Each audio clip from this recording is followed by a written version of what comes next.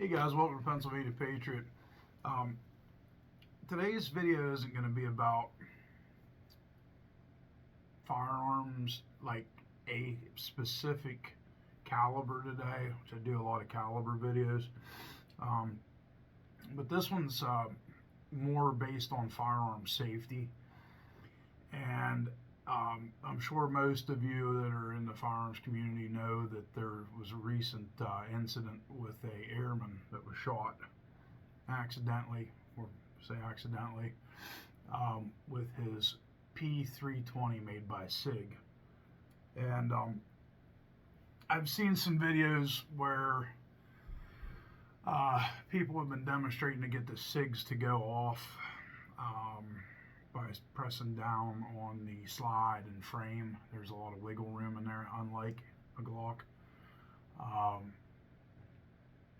So first off, I work in the trucking industry, and our industry says there's no such thing as accidents. All accidents are preventable. And I would highly agree with that. So this is a really tragic incident that happened. The young man died from his injury. He was shot in the chest.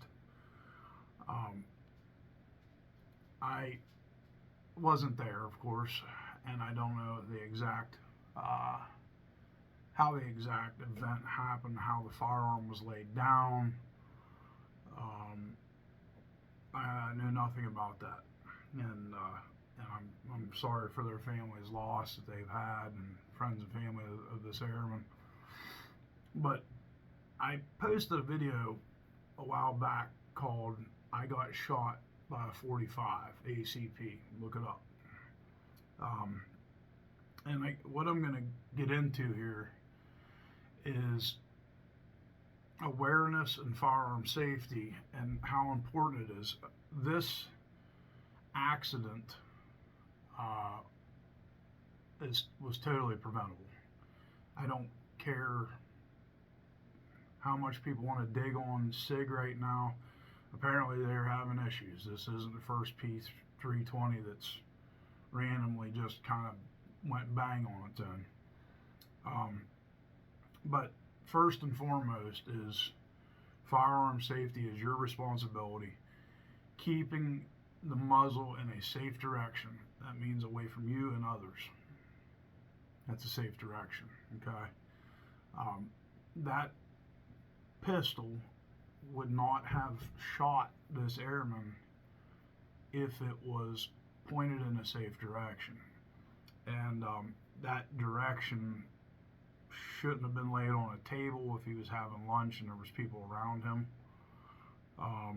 If he was sitting at a table and he was facing a wall, it's still a bad place because you could potentially penetrate the wall and go outside.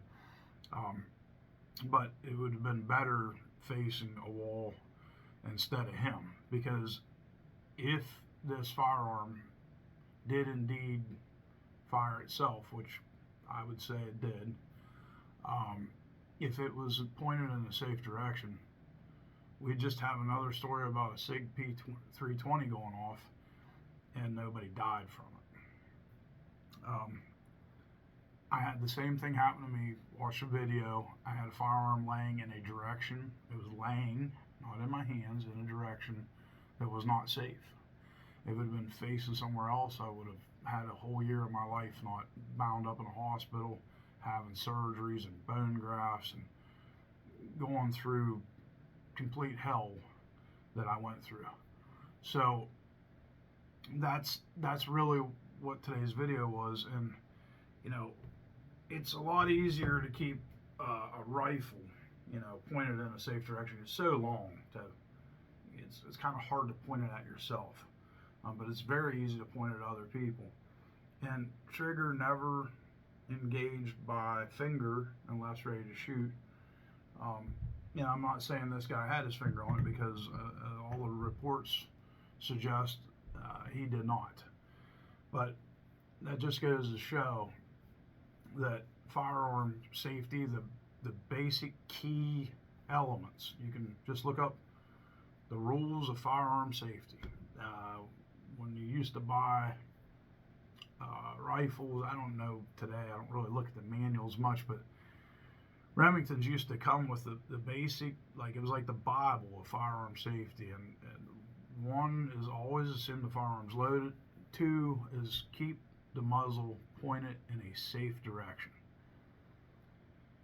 That is probably the absolute most important rule of firearm safety, is make sure that the muzzle is pointed in a safe direction. Too many times I've been to a range, I see somebody fire a weapon, and they swing around to say hello to somebody, and there's somebody right there. You blow their freaking head off. Okay, this is the smallest little thing you miss that can cost someone's life. And again, it's tragic what happened to this guy, but he's military trained, and I know for sure that they're taught to keep their muzzle in a safe direction. My son's a United States Marine, and he knew this well before he went to the Marine Corps because I taught him so. I said it in the other video, I'll say it again, I am a billboard for firearm safety, like a walking poster child for it. I had almost the worst experience you can have with a firearm. The next worst is you die, which I damn near did. So the 320 stuff, I've seen the videos, they put a little bit of pressure on the trigger right where the trigger's almost going to break, and then they push down and it goes off. Well, first off, you shouldn't be having any pressure on your trigger and squeezing down on your slide, but the firearm shouldn't disengage until I shouldn't say that, it shouldn't fire until the trigger is engaged, the full engagement. So SIG's gonna have to work on that, and right now, as far as I know, they're denying that they have any liability. They're probably in the midst of losing a huge military contract because of an engineering design flaw. I don't own SIGs. I'm just kind of a Glock guy. I like Glocks. It's not to say that couldn't happen with a Glock, but I doubt it. So please, guys, this is like a very serious and important message. Like, keep your muzzle pointed in a safe direction at all times,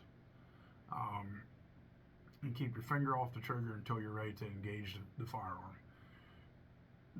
Those two rules right there will save your life. It'll save somebody else's life. Always assume that the firearm is loaded, because that's what happened to me. I thought it was unloaded, and it wasn't. And there wasn't some magic little gremlin that stuffed the shell in there and caused me to have an incident, because I'm not going to call it an accident, because it was totally preventable. So just keep that in mind. God be with the family of this airman that lost his life, and if any of you have SIG P320s, I urge you to reach out to SIG if you've had any experiences with them going off, because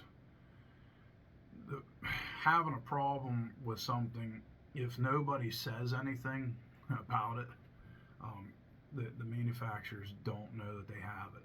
And if they do know they have it and not enough people say it, they're not going to acknowledge it.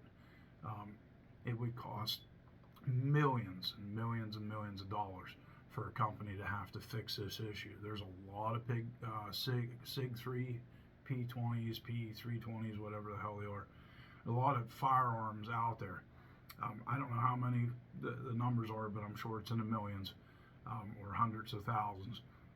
And even if it's a dollar replacement on a million pieces, it's $1 million.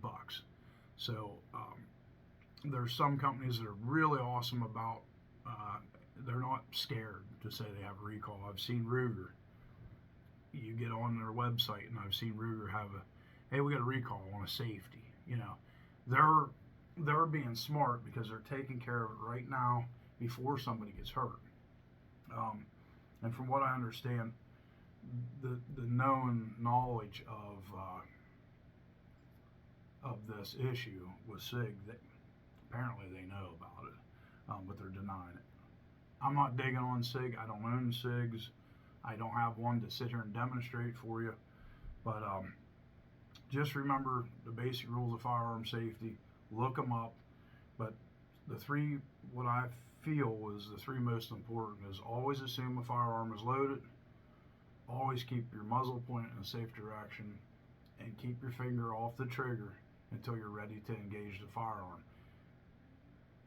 Those are like the three absolute most important. There's also like be sure of your target and stuff like that, but those first three that I mentioned are the ones that really narrow the window for incidents. I don't like calling them accidents because accidents really don't exist. You know, have you ever seen a car accident that wasn't neither person's fault? Because accident means it happened accidentally. That would be like if a cat fucked another cat and it was a different kind of cat. That's just in nature. It's still not an accident. One of them had an intention to do something, but it's kind of like more natural. Where like if a car is going down the road and goes through a red light and the other car's coming through a green light, because the person going through the red light didn't stop and they didn't pay attention, that's not an accident. The same thing with having a firearm laying down facing your chest. That scares the shit out of me. I don't know who would even think that that's okay, but humans make mistakes. We're humans. So if you can remember your basic firearm rules of safety, hopefully anybody that's watching this video, and I can't stress enough, please just pay attention to those rules. It can save your life. It can save someone else's life. Don't let guns lay around to where they can be bumped and dropped. I'm a victim of it myself. I keep one or two of my Glocks here at the house. I keep them on my dining room table. I live in a brick house with plaster walls, and they face a wall that no one's ever at. Not a great idea, but I do. They're in the holster. They're there, but apparently this guy's was in the holster too. So maybe it needs to be a lesson to me, and store when I'm not carrying, store my firearm in a location where I know it's completely safe. So I just wanted to bring that up. I don't think I think there's so many videos on YouTube of firearms, and there's not enough of firearm safety.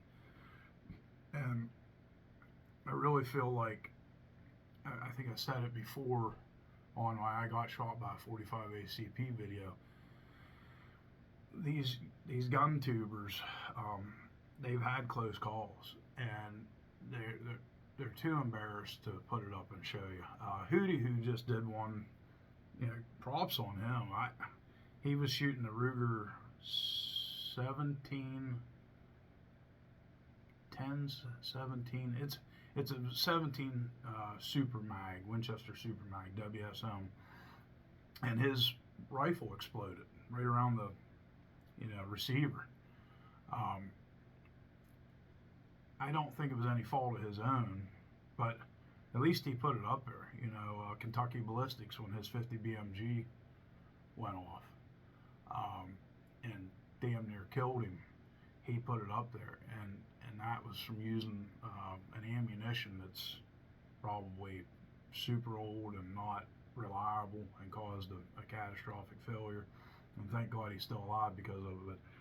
There's not a lot of YouTubers that'll put up something that happened to them. There's a lot of YouTubers that put up stuff that happens to everybody else at the range.